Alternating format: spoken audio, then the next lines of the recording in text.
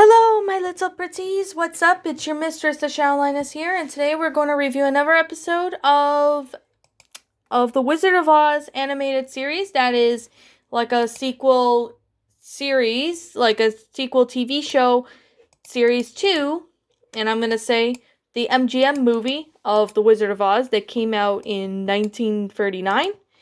Today in this episode, we're going to review episode 10, which is called Time 10. No, not Time Town. Which is called Upside Downtown. Oh my goodness. This episode, I can definitely say, was interesting, but at the same time was pretty crazy. And I'm going to be explaining, why it's crazy in its own little way. Now, number one, I could definitely say that this episode's good, but before we, begin with my own thoughts and opinions on it, I am just going to say right now that I'm going to review the episode, and then we'll come up to my final thoughts. So let's get started. Now, this episode starts off as usual. Dorothy and her friends go to Oz, and, they're traveling through Yellow Brick Road, and in this episode, we see that Glinda has told Dorothy and her friends that the wizard was last seen in Upside Downtown, which is on the other side map of Oz. Like, it's on the other side of the map of Oz. So basically, Dorothy and her friends have to go to Upside Downtown.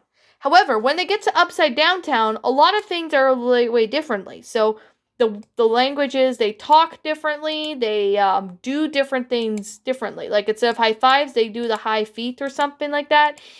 And, there are even times where Dorothy had to take off her ruby slippers and use her hands to make them work, because if she doesn't when they're on their feet, it wasn't working well, because that's what's part of Upside Downtown. Everything is opposite.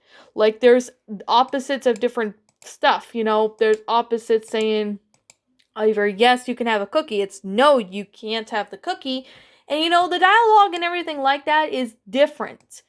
Like, it's very different when it comes to these things. Now, I'm going to be completely honest that I'm just going to say right here and right now that there were times, where Dorothy and her friends are going around and they ask, the mayor of Upside Downtown where the wizard is. So they basically, don't know where the wizard is. They ask Toto for his, license to own, Dorothy, which, of course, Dorothy and her friends were thrown in the jail, but however, they escaped from jail. And we all know, the plot mainly with the Wicked Witch of the West is she's trying to get the ruby slippers from Dorothy. That's basically the same thing that's been happening. However, with that said, she gets, she goes to Upside Downtown as soon as, Dorothy and her friends escape from jail. They ended up going to, they ended up moving away from, Upside Downtown. They end up getting out of there. But however, they've been stopped by a bunch of crows, and they basically were trying to get Dorothy and her friends, and the wizard as well as the Wicked Witch of the West.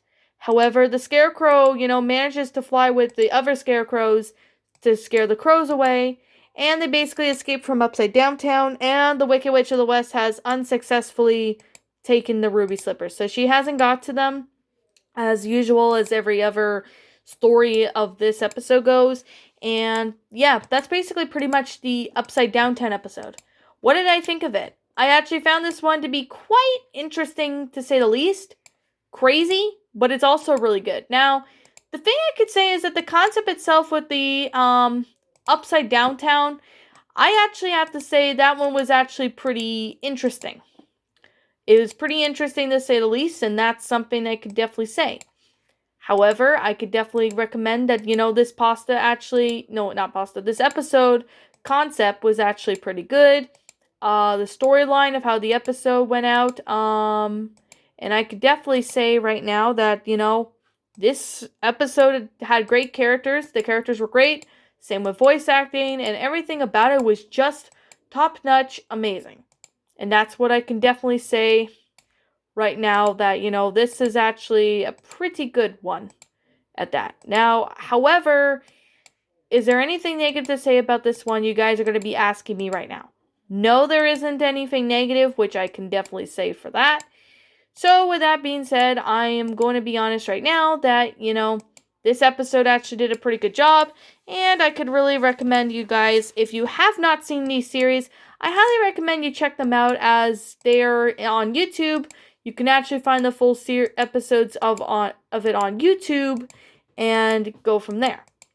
However, this is simply my own personal opinion on this episode, and if you disagree with me, that's okay too. We're all entitled to our own opinions regards to this episode. This is simply my own personal thoughts. If you don't like this episode, that's fine. If you like it, that's fine too.